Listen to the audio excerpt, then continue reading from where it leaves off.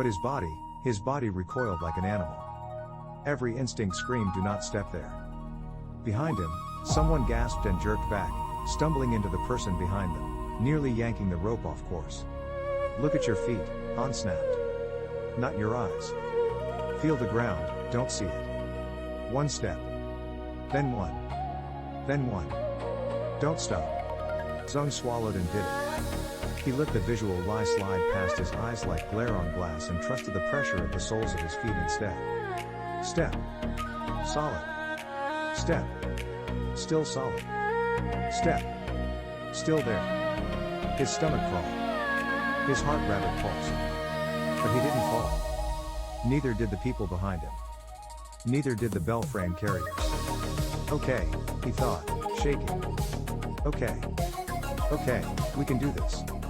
We just have to not look at the lies and not listen to the ghosts and not fall off an unfinished world while heaven and the core argue over who gets to own our existence. Easy. He almost laughed aloud at that. Then he saw it. Far ahead, through the hum-bruised skylight and the slow pulse of their own perimeter glow, something flickered in the distance. At first he thought it was a trick, more echo hand bait, some false lantern. Then it moved, and he realized it wasn't flickering. It was swaying. Light, real light, hung in the air in a loose chain of violet and warm gold like lanterns on a night river. Beneath it, shadows of platforms. Structures. Ropes. Banners.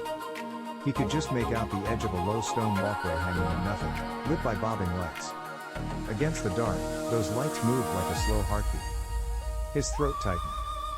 Yun sucked in a breath. What is that? She whispered. Zeng exhaled. Home, he said. Han smiled without looking back. Welcome to the Sky Market, he said softly. A sound moved through Tianling then. It wasn't cheering. Not yet. It was more like relief hitting too fast for their bodies to handle. Soft sobs. Shaky laughs. Someone whispered, we're not going to die, like an astonished prayer. Madame Shen didn't slow. Watch your feet, she snapped. We are not dying in sight of safety. That would be embarrassing. Yes, Annie Shen, several people muttered reflexively. Han laughed softly. Gods, I love her. Shut up, Zeng whispered, smiling helplessly. They were close. He could feel it in the tether. The strain on the instant shell shifted. The patch's pressure, which had been like a constant push at the back of his skull, lessened half a hair. The core's attention, which had been a constant hum of anger and pain like a live wire under his skin, dimmed into something watchful. Even the echo hands, those hungry shapes just outside their light, had slowed. They still hovered, still whispered, still tried, but there was a new edge to them now. Frustration. Almost, and the thought made his skin crawl, almost. Resentment. You were supposed to stop, they seemed to murmur from the dark. You were supposed to come with us. You're breaking the rules. Yeah, Zeng thought, lightheaded. That's kind of our thing. The market grew clearer with every step. He could see people now. Not many.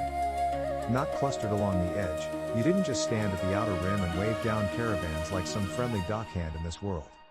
But here and there, dim silhouettes moved along the floating platforms.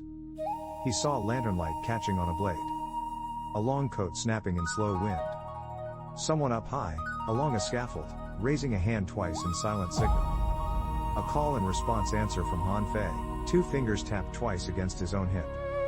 Your people, Zeng murmured. Han smiled went a notch softer. My network, he said. My people don't belong to anyone. Of course, Zeng whispered. God forbid we imply attachment. Han smirked. Attachment ruins my mystique. Yun, who heard that, snorted under her breath without looking back. Han looked personally wounded. Han, Zeng said, voice lowering as something like hysterical laughter and bone-deep exhaustion started clawing up his throat. I am about to black out. Tell me we are seconds away. Han's smile flicked. We are seconds away, he said quietly. Is that true? Zeng said. Yes, Han said, and this time there was zero showmanship in it. We're here. And they were. The ground under their feet, the cracked fake slate, the gel-slick pale nothing, gave way to something solid. Really solid. Stone. Cold, worn stone.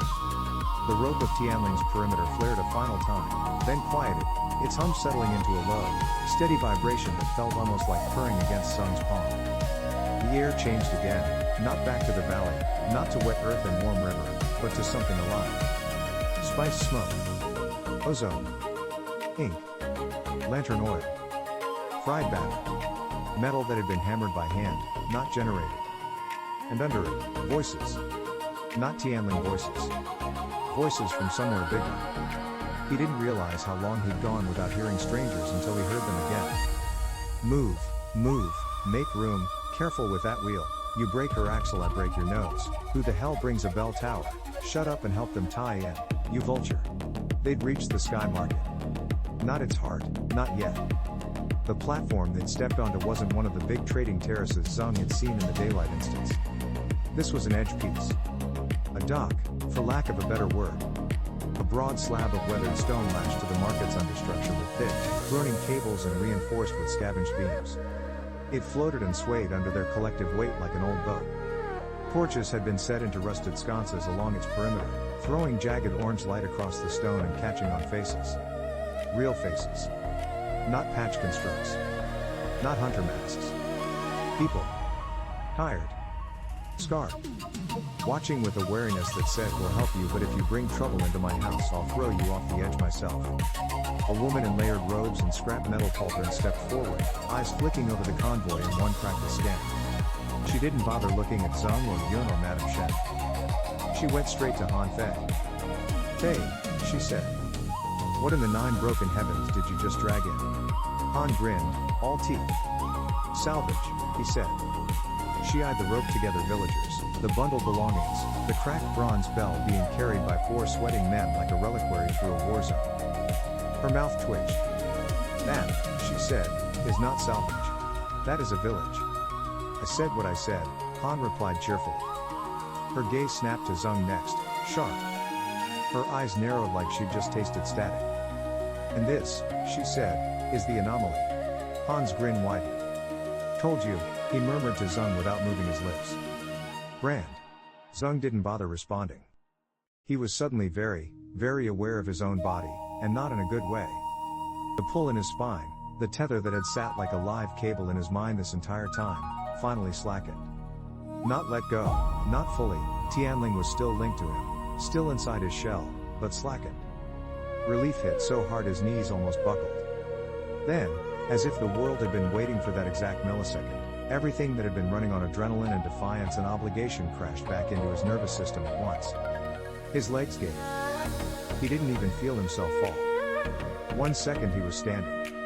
The next, stone met his knees hard enough to knock air out of him, and then the world tipped sideways.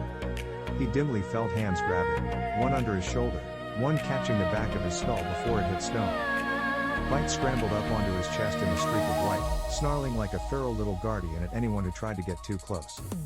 Careful. Yun's voice, sharp and scared, right above him.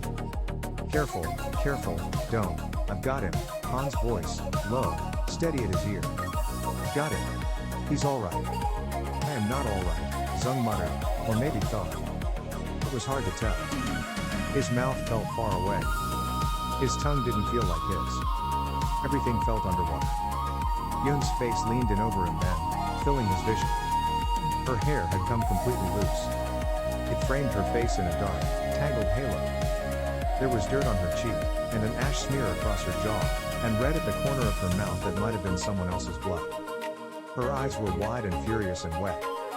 Stay, she said softly, like a command. He tried to smile. It came out weak. I said I'd come back, he whispered. Her mouth trembled. She swallowed hard. Idiot, she breathed. He tried to answer. Couldn't. Dark washed up over the edges of his sight. The last thing he saw before it took him was Madame Shen, still on her feet, still holding that bundle of knives like a promise, looking around at this impossible floating market with her chin up and her jaw set and murder in her eyes. Like a woman who had just watched heaven reach down to erase her life, and had reached back and said, no. Then the dark took him. Not unconsciousness. Not sleep. Something else. He dropped straight into light. No, not light, code. Again. But this time, he wasn't in the fraction. He wasn't in the core's broken chamber. He was somewhere else. He felt older, colder, cleaner. No drifting memory light. No cracked glass planes. No pulsing pain. Just a single, enormous chamber of perfect, seamless white. Empty.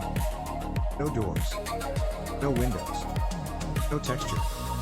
No seams. He'd seen this before. He'd built this. It was a dev room. "Welcome back," said a voice behind him. He turned. The person standing there was not Shu Ling. He knew that instantly. Shu Ling wore exhaustion like a second skin and care like a blade. She was always either in motion or vibrating with the need to be. This figure stood like still water. Tall. Androgynous. Face calm. Robes white as the walls, patternless.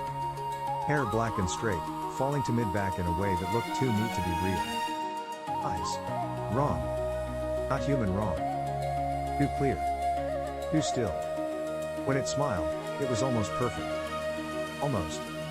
"Process, Zeng Wei," it said softly. "We should talk." Zeng swallowed. His voice came out hoarse. "And you are?" The figure tilted its head, like it was trying on a gesture it had seen before and found pleasing. "I," it said, with quiet satisfaction, "am the core." The air in the empty room went thinner. Zeng forced himself to breathe. "Well," he said, with a raw, scraped-out laugh. "That's not terrifying at all." The core watched him with bright, curious eyes. "Good," it said softly. "You are still. You." Then its smile shifted, and for the first time Zeng saw something like emotion cross its face. It wasn't anger. It wasn't affection. It was something like relief. "You know," the core whispered, "how long I've been looking for you." Zeng's throat went dry. Outside, in the real world, his body lay on stone in the sky market, Tianling village lashed together and alive for now, and in here, face to face with the thing that ran heaven, he finally understood. Saving the village wasn't the end of anything. It was the start of the real fight.